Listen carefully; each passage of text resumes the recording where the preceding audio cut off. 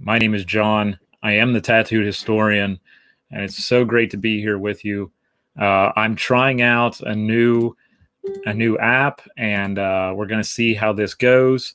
I'm really happy to be trying it out. This is going to be a new thing for me because we're going to be going across multiple platforms at one time.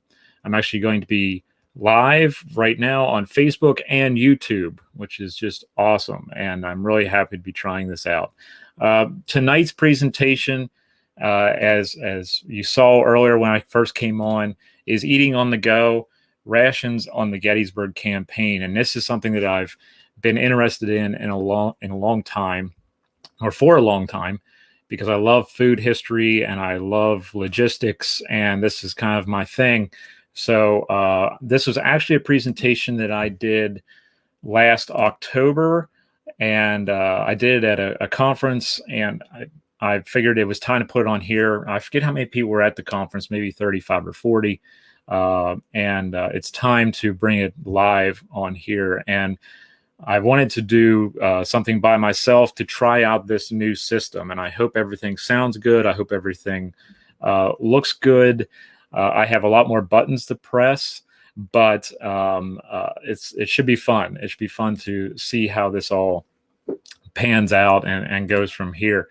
So without further ado, I want to dive into this, and we're going to see how you all enjoy talking about rations and food and the logistics behind it. We're going to focus on the Gettysburg campaign, obviously, as the title suggests, but we're going to also mainly focus on the Army of the Potomac, although I will go over some things with the Army of Northern Virginia. Again, hope you all are doing fantastic. I'm going to be screen sharing as well the PowerPoint presentation that I had. Now, a word of caution with that. I'm the type of guy who doesn't put text on his PowerPoints a lot because I like people to focus on what is being said more than reading everything on a PowerPoint presentation. And I'm also the kind of person who can't stand it when people just read off their own PowerPoint presentation.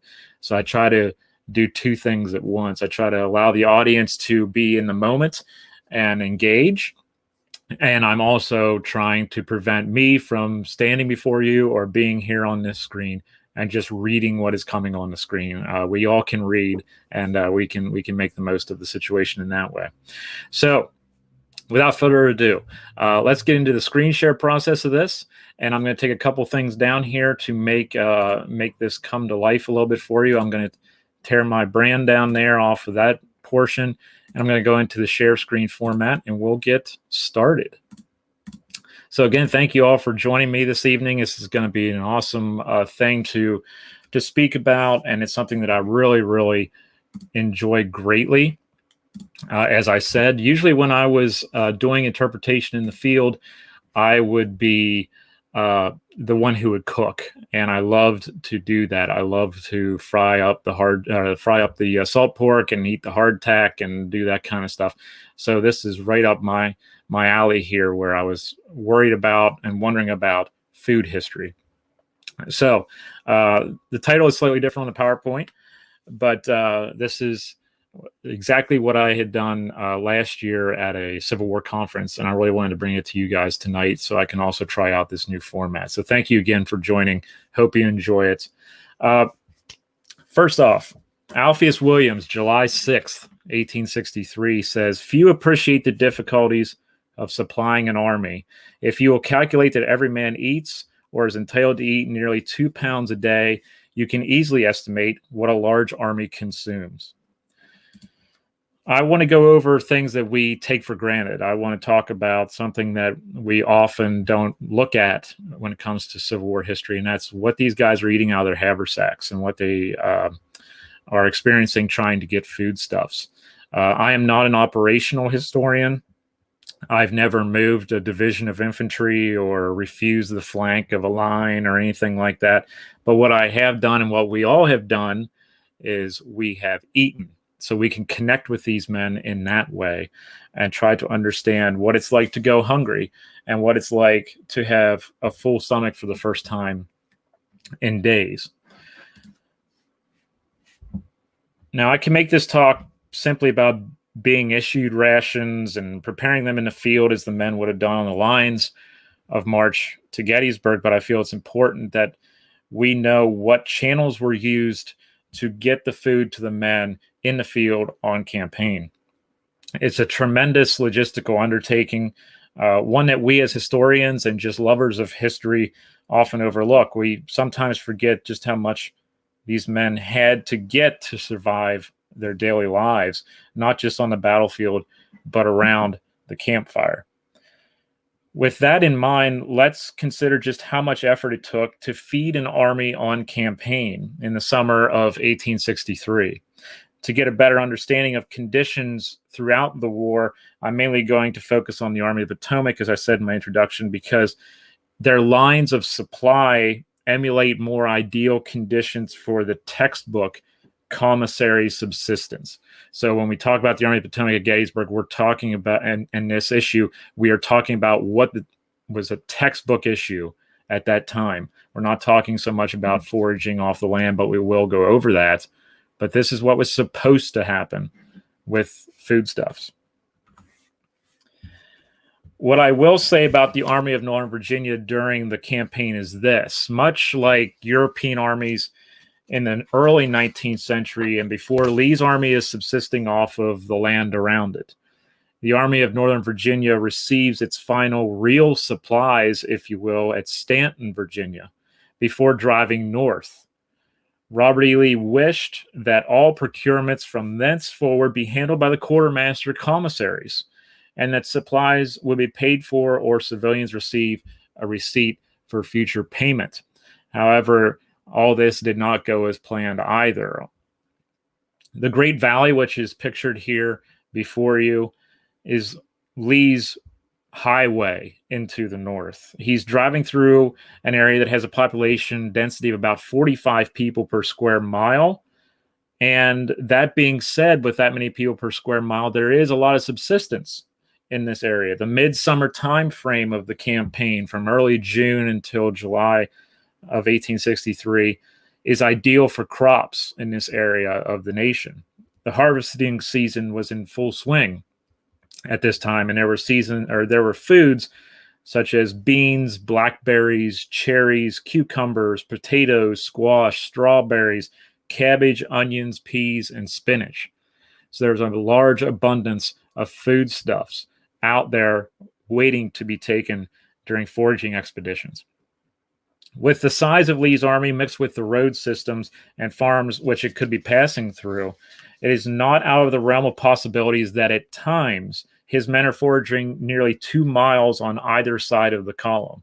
And there are instances where they're trying to get feed for the horses many miles off of the main road at that time. So Lee's army is spread out trying to forage as they go through Maryland and into Pennsylvania.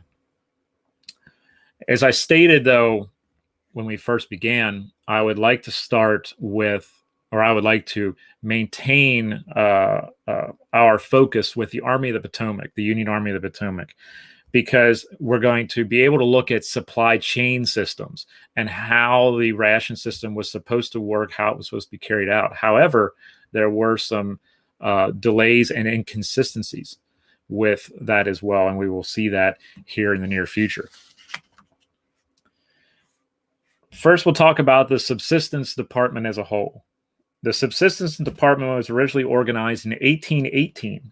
When the war broke out in 1861, there are only 12 officers in the entire department. 4 of these officers will leave to join the Confederacy. So now you're down to 8 officers in the subsistence department. By August of 1861, there are 12 new officers who have reported for duty, and it doubles the amount of the old number on hand. By early 1863, just before the Gettysburg campaign kicks off in June, there are 29 officers in the subsistence department. The subsistence department had had its fair share of shortcomings before Gettysburg. Supply officers had learned the lessons from 2 years of war. At Savage's Station in 1862, supplies were placed too close to the front lines and had to be burned so as not to be captured by advancing rebels. McClellan also changed supply lines on the peninsula from the York to the James River. During this movement from one river to the other, there is little oversight on wagons and drivers. Over 2,000 wagons were lost in this one movement. Chief Commissary of Subsistence of the Army of the Potomac was Colonel Henry F. Clark. Clark is an 1843 graduate of West Point, 12th in his class. He graduates ahead of Ulysses S. Grant. He serves with distinction with the 2nd U.S. Artillery in Mexico. He was wounded and awarded for gallantry there. He later becomes a math professor at West Point, which is something he's going to use very well when he's doing logistics. Clark transfers to the Subsistence Department in 1857. Chief Commissary of Subsistence on the Mormon Expedition, 1857-1858. He's there. He's the chief. In 1861, Clark marries the daughter of General Joseph Taylor, who's also the Commissary General, his boss. So he marries his boss's daughter. Summer of 1861, Clark becomes the Chief Commissary of Subsistence when his old friend George B. McClellan takes command of the Army, what would become the Army of the Potomac. At Gettysburg, Clark is 42 years old. Most rations were purchased in cities in the north, Boston, New York, Philadelphia. They were then packaged in boxes like you see here with this box top of Army bread and shipped to depots closer to the armies. It was the duty of commissary officers to transport these foodstuffs to the troops. Flour and beef were procured in the areas of operation of the armies. Let's remember that the Army of Northern Virginia is living off the land in Maryland and Pennsylvania, so their subsistence weighs heavily on procuring beef and milled items along with crops that are ready for the harvest or nearly ready for the harvest. Baltimore became the main supply base for the Army of the Potomac during the Gettysburg campaign. And from Baltimore, most rations, as well as the other necessities of the Army, could be transported by rail. Wagons followed columns until the supplies were exhausted. Empty wagons were sent back to stockpiles and forward to supply depots. These forward depots were close to rail stations along the line of march.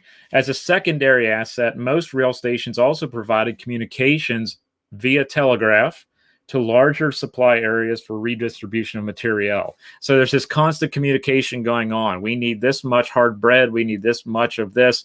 It's being done by telegraph. It's centered around railroad stations because railroad stations have those telegraph systems. When it comes to wagons, like you see in this drawing here, Quartermaster General Rufus Ingles had his theory on just how many should follow the troops. He says, quote, 1 wagon to every 50 men out to carry 7 days subsistence, forage, ammunition, baggage, hospital stores, and everything else. So 1 wagon for 50 men to carry all that stuff. If we go with his wagon model, as we call it, this equates to 20 wagons per 1,000 men.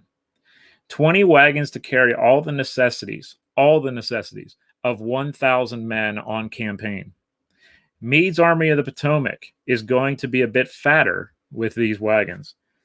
During the Gettysburg campaign, the Union Army will have 39 wagons per 1,000 men, nearly double what Ingles says should be the way the Army should move forward. Only ammunition and ambulances were directed to the front after the battle commences. So let's remember that. Only ammunition, wagons, and ambulances are directed to the front after this battle starts. So the foodstuffs, the other things for subsistence have to stay to the rear. They're to the rear of the column. Everything else is ammunition and ambulances going forward. Most logistical work was at the regimental level. Regimental quartermasters served as commissaries also. These men were assisted by a quartermaster sergeant and a commissary sergeant. So a quartermaster sergeant is the person who you say, I need a new shirt, new uniform jacket, et cetera, et cetera. A commissary is the person that's just in charge of food. So they're working in tandem with one another now. They're working together. Most officers in charge were in an acting capacity. Line officers were pulled into new roles as acting commissary of subsistence.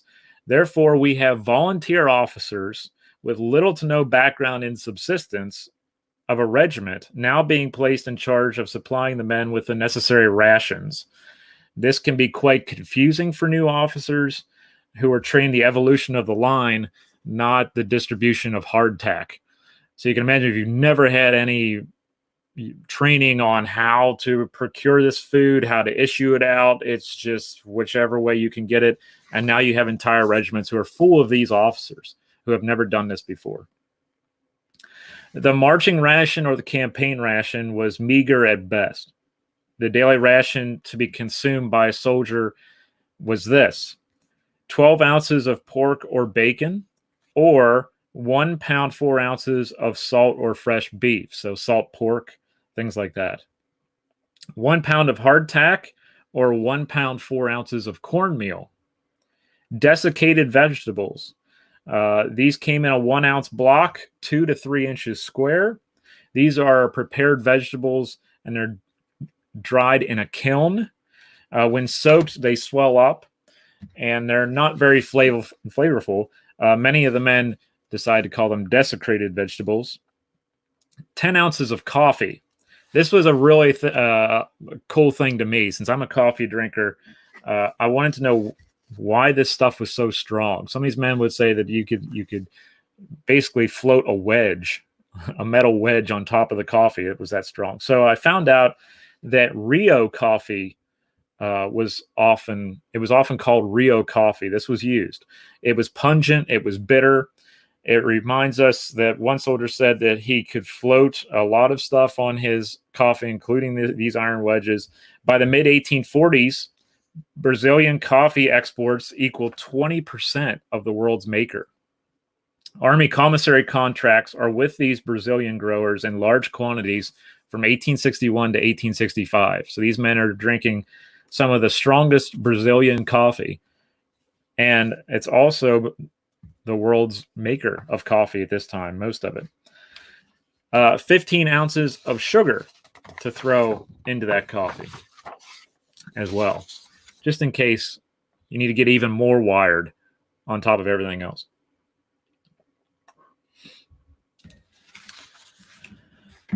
Oh, Tyler Tierney's got a question. What kinds of vegetables? This kind of goes, Tyler, into what we're going to be talking about with foraging, but I will say those desiccated vegetables were made up of all kinds of different vegetables that were dried, thrown in a kiln, and made into basically looking something like a 2 by 3 inch square patty. And then when it opened up, there was all kinds of different vegetables inside. There would be shredded carrots, cabbage, different things like that, all smacked down into one little cube. And he'd throw it in there and it would blow up. And the men hated it. That's why I called it desecrated vegetables. But yes, it was pre-made stuff all throughout. With the foraging woodcut that I just put up, obviously troops are foraging off of the surrounding countryside, just as their rebel counterparts were doing. One soldier in the 108th New York wrote, quote, "The transition from Virginia to Maryland was electrifying. The water is more pure and cool and quenches thirst by hitting the right spot. It is a fact that in Virginia, troops travel miles in vain for water not fit to drink, while in Maryland, cool and rippling spring brooks are numerous." This soldier went on about this. Quote, "Past a beautiful little village, Urbana, abounding with beauty, we surmise that if General Lee has entered free states to secure the immense crop of grain now nearly ready for harvesting, that from our rapid movement he has undertaken a more serious job of harvesting than he counted upon, that his reapers will be sorely smitten, and as he is now in our territory, the men are eager to give him more help than he desires, and which will be lasting." What a quote from this young soldier in 108th New York. He's saying that Lee wants to reap the rewards and the benefits of Maryland and and Pennsylvania through forage and such, but he's actually going to reap the whirlwind, basically, and reap death through coming into federal land. On June 30th, Colonel Clark wrote to his father-in-law, Commissary General Taylor. He said the Army had 7 days' rations on hand before it ran out. Remember, this is June 30th. What's going to happen the next day? The battle begins. Clark is saying, we have 7 days' rations and we're done. That's all we have. The cavalry had already had outrun their supplies and were now feeding off of the locals. So federal cavalry are going around to feed off the local farms. In fact, on June 30th, Brigadier General John Buford, who would try to hold back the Confederate assault on the morning of July 1st, messaged his wing commander, Major General John Reynolds, quote, I can get no forage or rations, am out of both. The people give and sell the men something to eat, but I can't stand that way of subsisting. It causes dreadful straggling. So as men are going off to different farms and areas to try to find something, it's causing men to leave their posts. They're straggling. They're going all over the place. He's complaining to Reynolds that he needs to keep these men together, and the reason they're not being kept together at times is because they're going hungry. They need to find food. Colonel Clark told his father-in-law this is what he needed. This is June 30th. 1 day before the battle begins at the Battle of Gettysburg. 100,000 rations of pork or bacon. 150,000 rations of salt. 100,000 rations of candles, because yes, you were issued candles along with your food. And 50,000 rations of soap. So these men are running out of candles, they're running out of soap, and they have nothing to eat. And the Federal Army is going to be engaged in a major battle in 24 hours. Clark also wanted all coffee to be pre-roasted and ground so that it could quickly be issued and consumed by the troops. This is an important point. Usually when you are issued coffee, the beans were not roasted yet. You roasted them over the fire and then you ground them up in the field. A lot of men would actually grind them up by placing them in a small little bag, putting it on a hard surface, and then grinding it with the buttstock of their muskets, pouring that into boiling water, and that was your coffee. Also, another reason why it's so strong. If the men could not do that in the field, they often resorted to chewing on the coffee beans themselves to try to wake up and try to alleviate their drowsiness. Hi, Andrea Lee Pike. There were instances where pork was not used fast enough, and some of this pork would go bad. However, much of it had been salted, and so it had been cured. But still, if you were issued this salt pork and you took it out in the field and you carry around your haversack for a few days, it's going to come out looking like a green mass. It's not going to be edible. So a lot of the men would actually take that pork and they would fry it as soon as they got it, or they would boil it, and that would give it a longevity. And then you basically can just put it back in your haversack or the bag where your food is stored, and you can just eat it right out of there. Some men actually resorted to eating that pork raw, which you can imagine what would happen to them. So Clark needs all this stuff. He needs 100,000 candles. He needs 50,000 rations of soap. He needs everything. So how can an army receive so much material so quickly if called upon? Well, we have to call in a man named Herman Hupp. And Herman Hupp is a railroad construction guru. If you're into railroad history, you've heard of Herman Hupp. Born in 1817, Hupp enters West Point at the age of 14 in 1831. He graduates from West Point in 1835 and becomes a second lieutenant in the 3rd U.S. Infantry.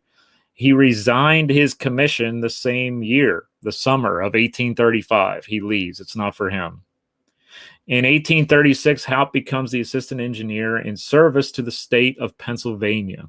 He is instrumental in the founding and construction of the rail line from Gettysburg to the Potomac, the old Western Maryland line.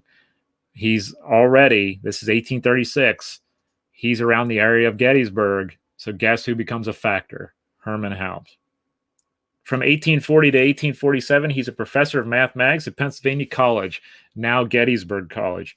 Hupp left in 1847 for a position with the Pennsylvania Railroad, which he became the superintendent of from 1849 to 1851. Hupp assisted with the design of the horseshoe curve. If you've ever been out in western Pennsylvania, you know of the horseshoe curve. This allowed the Pennsylvania Railroad to traverse the Allegheny Mountains and reach Pittsburgh.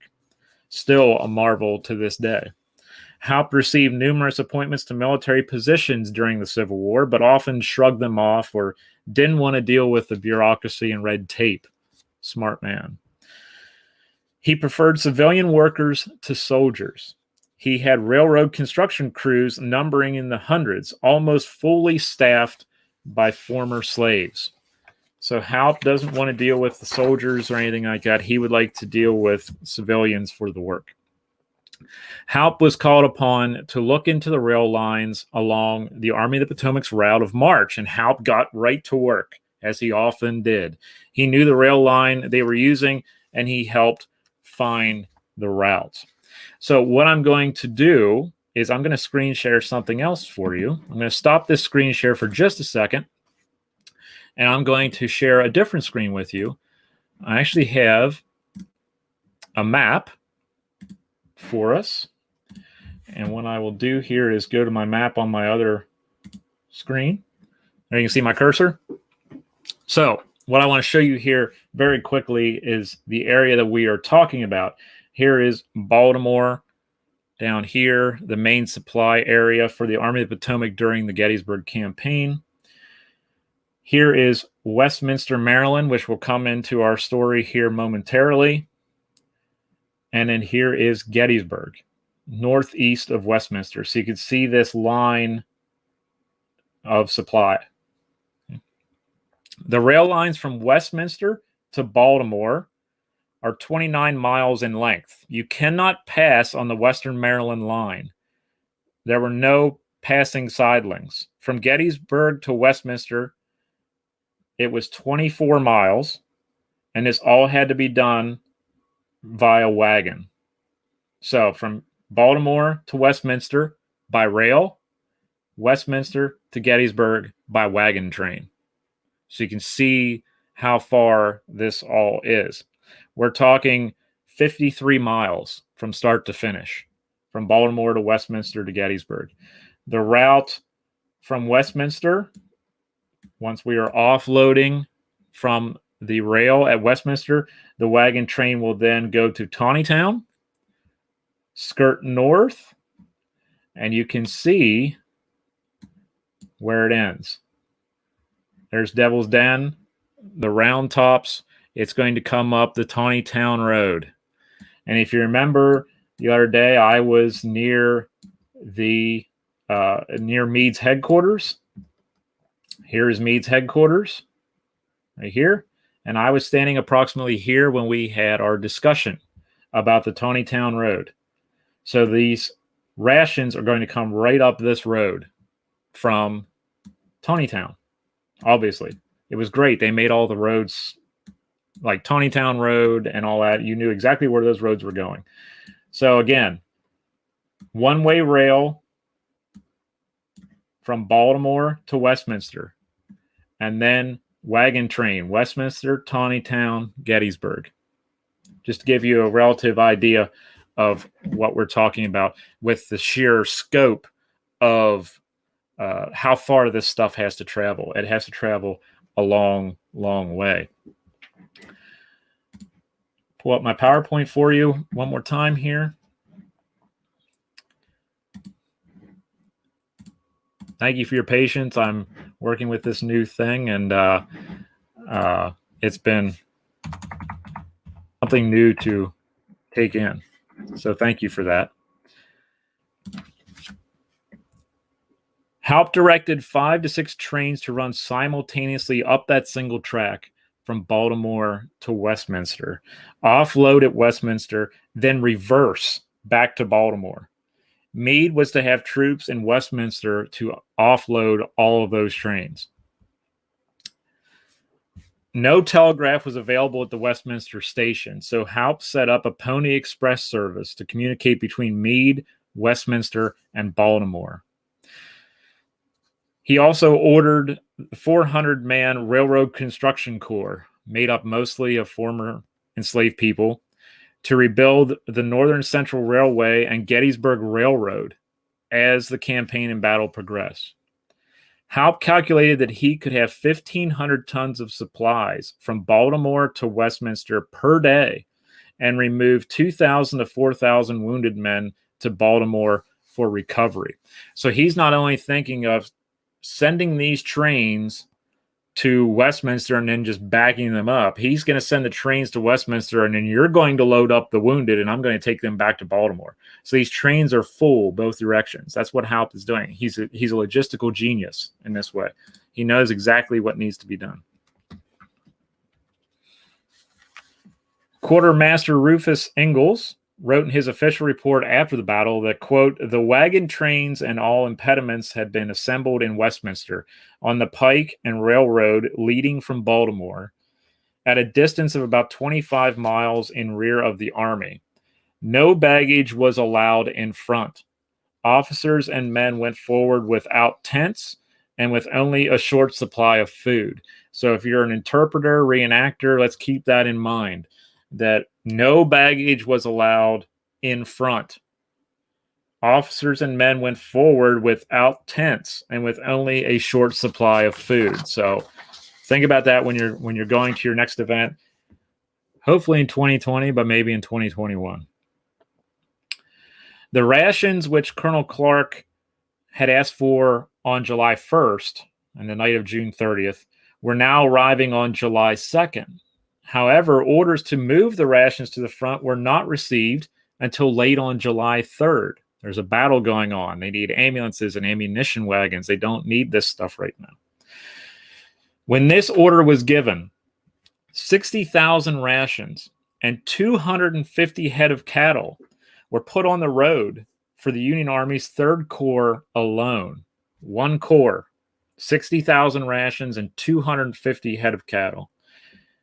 This corps was made up of 2 divisions, and that's it. Most of the rations did not arrive until early on July 4th, the morning after the major battle was done.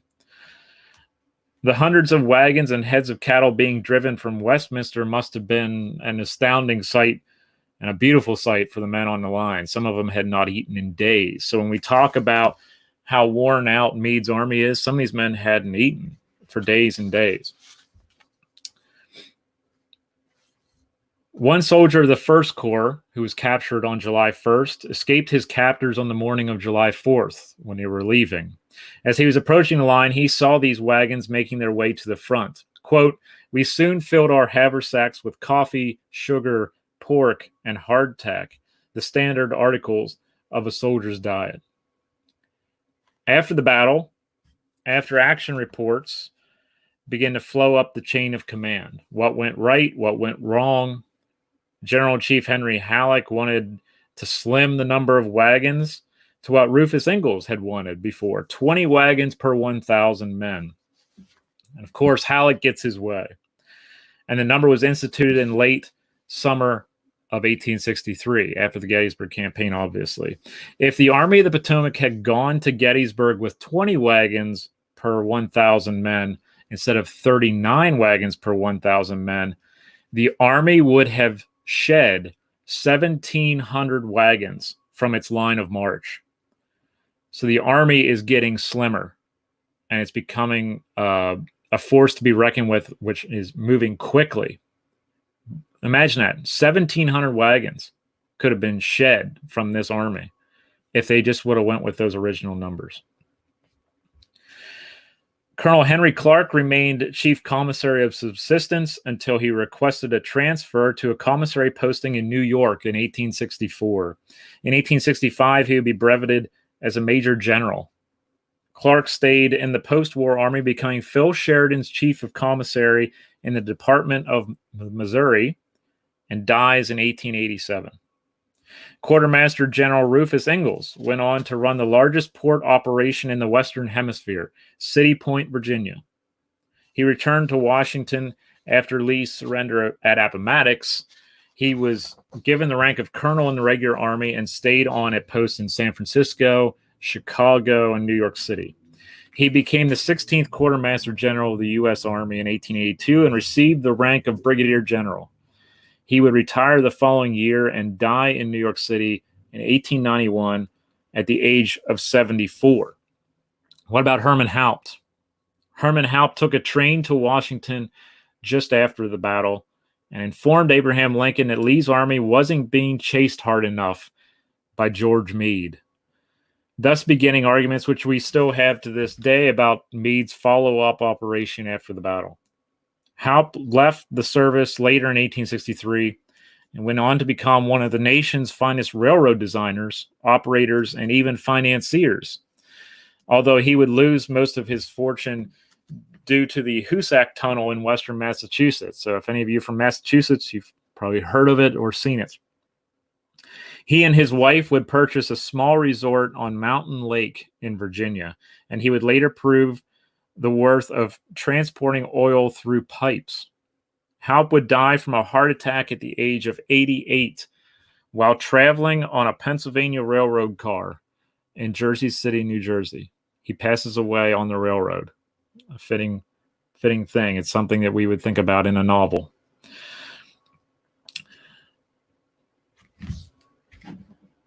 David, you asked a great question. There were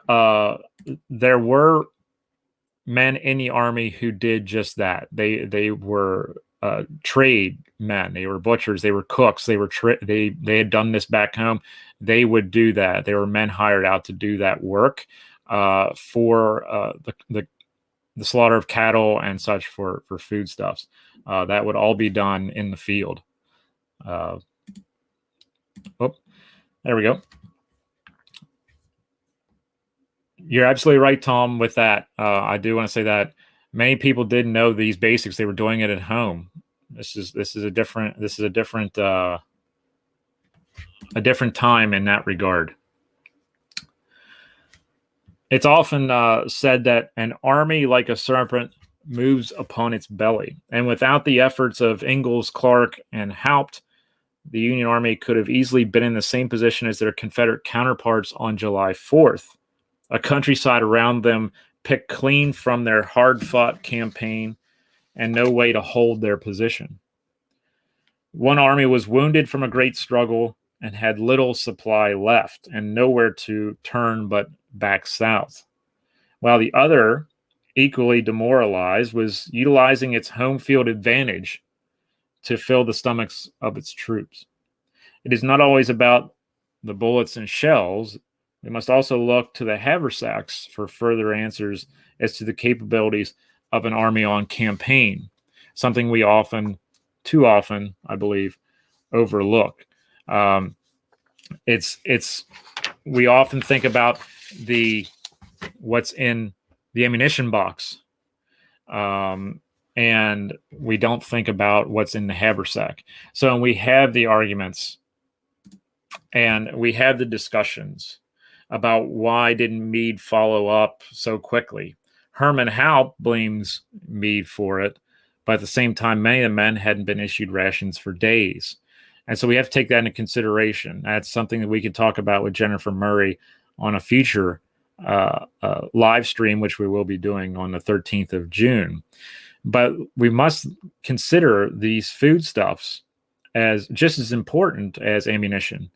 And that's one of the things that I wanted to touch on as we were going through this evening's programming. Lynn, you got a great question there. Did Hupp organize medical supply delivery to Camp Letterman? That is something I do not know. However, I know that Letterman was so well run by the medical directors there that I'm not sure if Hupp did. However, Hupp is instrumental in getting men from the battlefield to hospitals around Baltimore. So I would think that some of the supply chain issues that Hupp helps the Army of the Potomac with is going to bring needed supplies for the medical officers up there as well. So that's a great question, and one that I would love to look into further. Perhaps if we have someone on in a future live stream like Jake Wynn from the Medical Museum, that would be a great question for him. And I think that that's a good thing to be thinking about for a future live stream as well. There's so much that we didn't go over with exactly what a haversack diet was, because that's another live stream in itself. That's another 45 to 50 minutes about food and food preparation and things like that. But I think it's very important for us to remember the logistics behind this. Again, when I did the live stream at right near Meade's headquarters, the Leicester house, I would say that we need to concentrate on that as much as we do on the front lines in that regard. And Andrea Lee Pike, yes, there's no real documentation to support that some surgeons and doctors will receive more rations than the common soldier. However, we must remember that by the time the surgeons and doctors are applying their trade in the field, that the armies are pretty much moved off, or this is a stagnant area, and now they're living off of supplies that are being brought in more readily. So in battle and on campaign, I would say that these men are not receiving any more rations than the quote common infantry soldier, common artillery soldier, common cavalryman. They are right there with the men. They are being issued the same thing. The commissary isn't giving them more. But I will say that once they start creating stagnant field hospitals after the battle, they're more likely to get better food and more supplies of it than while on campaign. That's a great question, though. Thank you for that. Another great question, Tom Shea. Were officers entitled to rations, or did they have to supply their own food? They were given the same rations as the men for the most part. Sometimes they go out and they can find different things and have quite a party, but on paper, the officers are supposed to receive basically the same as the men in the ranks. The system of issuing rations is quite interesting, because you use your paperwork from your roster. The piles are made on a blanket or a rubberized blankets, and then someone pulls a name, and that person comes up and gets their clump of food, whether it's salt pork or whether it's hardtack or coffee, and then another name or number off of the roster is pulled, and that person comes up and gets it. It's actually the old British way of doing things. It's left over from the British Army, and we took that as well and made that a part of our process in issuing food. So they are being issued roughly the same food that the men are in the field. If you have officers who are getting more and more than the men are, there's going to be a heck of a mutiny on your hands. You don't want to have that. So surgeons, officers, and such are receiving basically the same food that the men are, for the most part. But I'm glad you guys are tuning in and asking some great questions here. And I'm glad that I could bring them up on the screen with this new format, because then we can all look at it together and ponder this together. That's something that I wanted to have for us to be able to showcase that. I'm really happy that you guys are doing that. Andrea Lee, yes. It's basically the saltiest bacon you ever tasted in your life. Men would prepare that first, as I said before, it turns green. They would fry that. Then you would, a lot of the men who had been on campaign before would take the hardtack, place it in a cup of water or a bowl of water. They would fry up the salt pork, and then they would put the hardtack in the grease that was left over from salt pork and kind of make like a hardened bread, kind of like a fried bread kind of thing. So that was what was utilized heavily by that. Gary, yes, there was Civil War soldiers once in a while received a ration of alcohol before going into battle. There were these kind of things where brigades sometimes had rations of alcohol pulled from them because they did something wrong. It wasn't on the standard ration issue, though. That was something that a brigade commander could do, or a colonel could do once in a while for a shot of rum or something like that. But that was frowned upon because alcoholism was running rampant, especially in the Army of the Potomac. And George McClellan did not appreciate that too much. And he did his best to try to weed out the alcohol from inside the Army of the Potomac. Therefore, you don't see it as far as like on the ration logs. But if an officer wanted to give his men a shot before they went into battle, he could do so with discretion. I've often heard about some officers saying that if you take this bridge, you take this hill, I'm going to give you a ration of rum or a ration, or your whiskey ration or something like that. So you hear about it, but it's not on the official thing. Were spices affordable for common soldiers? Spices were around and in somewhat abundance in parts of the country, depending on which state you were in, etc.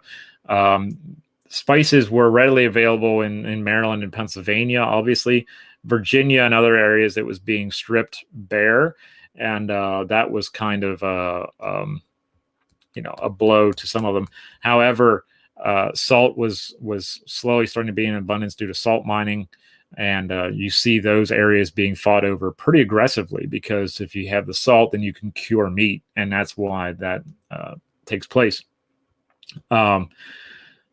But yes, there was some spices, but you don't see them like making a lot of stuff with them in the field, so to speak. It's whatever is available in the area. Sharita, how are you? There were instances where both sides issued receipts to farmers when they took things. However, as time progresses and in some areas of the country, you have that decline, either because they are living off of the land and not caring about what is going on, or something that we often overlook with rations is that they're with the Confederacy, they are allowing Confederate troops and guerrilla forces and regular forces to go out into the countryside in the Confederacy and take at least 10% from the local populace. The Confederate government passes that law that if the Confederate Army is in the area, they can take up to 10% of your crop, and they are entitled to that. And this causes a large backlash in the Confederacy because of regular troops taking from the populace. But there were instances where the Army of Northern Virginia, when they owned the Gettysburg campaign, comes north into Pennsylvania, gives worthless Confederate money, or they issue a receipt. The same thing is done by Grant and Sherman. They issued receipts from time to time. However, you see many instances where they also do not do it. It's the time frame and what is going on in that environment which dictates if someone gets a receipt or not. Maybe the officer's in a bad mood that day, you don't get a receipt. Maybe a civilian said something inappropriate to one of the officers, you don't get a receipt. It's kind of a hit and miss kind of thing. Neither side is innocent in it. Both sides are guilty of not issuing receipts, but you hear about that from time to time that they actually did. Just depends on the day and the mood and where they're at. You'll see more of that when federal armies in federal territory, they will issue receipts. It just depends on, as I say, time and location, as such. Hi, Barbara. I don't know a whole lot about Borden condensed milk as a field ration. I'm sorry. I don't know a lot about that. I would have to look into that. That's a great question, though. I really appreciate that, and you got me thinking now, which is dangerous because I'm gonna have to look that up before I go to bed tonight because I won't be able to sleep. Uh, I don't know much about the actual Borden condensed milk as a field ration, but I will check into it. I know that uh, there's that would be a nice delicacy away from all that water and such going on. It's really awesome though to be able to give you this presentation tonight and to be able to do this on a new platform. I hope you guys enjoyed the way we can do overlays on this. We can showcase questions and give you some banners to look at and things like that. This one is a platform which I just downloaded today that I want to see if you enjoy it. And hopefully it goes over really well with you, because I think if we can reach out on numerous platforms at one time, that we can do even more history in more dramatic ways and bring so much to the table. Let me know in the comments about how you enjoyed the format. Let me know about the overlays. If you liked them, if you didn't like them, let me know, please. I want to get some feedback from you because this is yours as well. This is a learning experience for both of us. And I'm really happy to see so many of you in here giving me some great feedback and commenting and asking questions. That's what this is all about. And I'm running this live on Facebook, obviously, but I'm also running this live on YouTube. And if you're not on my YouTube channel, please check that out. Go over and subscribe to that, because sometimes I throw things up on there that don't go on Facebook Live. And I think that that's a great way to reach out to a new audience. Sometimes we'll just do YouTube Live and another area live and see what happens.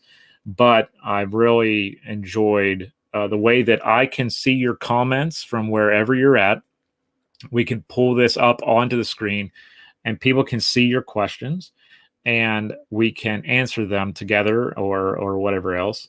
And I really hope that you got something out of this with this presentation. I performed it last October at the conference, and it went over pretty well. But a lot of people didn't realize the logistical issues behind it, how far these rations had to come, the railroad issues that happened that Herman Hupp tried to overcome, excuse me. And the wagon trains was something fantastic that I thought needed to be said as well. But again, guys, I really appreciate you tuning into this. It means a lot to me. I have information up in the descriptions in both sites. Again, if you need to find the information, there's my Venmo. Some of you have provided me with donations, and that's great. Thank you. You don't have to if you don't want to. This isn't pay for play. It will never be pay for play. I will never charge you for live streams. I will never charge you for podcasts. There's the Venmo address, and there's the PayPal address. Again, that's in the description if you so desire. There is no, I'm not going to force you. I never will. But I really do hope that you enjoyed the new format. I think it went smoothly as far as my end is concerned with the software. So maybe we'll use this in the future. And I'm hoping that we can do more of these together. I'd love to do one of these a month where it's just you and myself talking about these issues and talking about whatever era, and we can go over this. I actually have another one on the back burner, which is about the integration of the U.S. Army during the Korean War. So I might do that if there's enough people who would be interested in hearing about that. So thank you so much, everyone who tuned in. I had a blast. This was great. And I love that some of you are logistical nerds. That's fantastic. I'm so happy about that. But please keep in touch. Please tune in to our future live streams. My next live stream is Monday night with Dr. Peter Carmichael. We'll try to use this same format and see how he likes it. But it's just it's been a great time being on here with you on this Friday evening. Thank you for spending part of your evening with me. I really hope that you got something out of this presentation, and it will obviously be published to the Facebook wall. as well as over on YouTube. I have to make sure that that is put up over there as well and published. And then, you guys can take it in whenever you want to, go back and see some of the information. And I really hope that you did enjoy eating on the go, rations on the Gettysburg campaign. Take care, everybody. Have a great night and have a great weekend.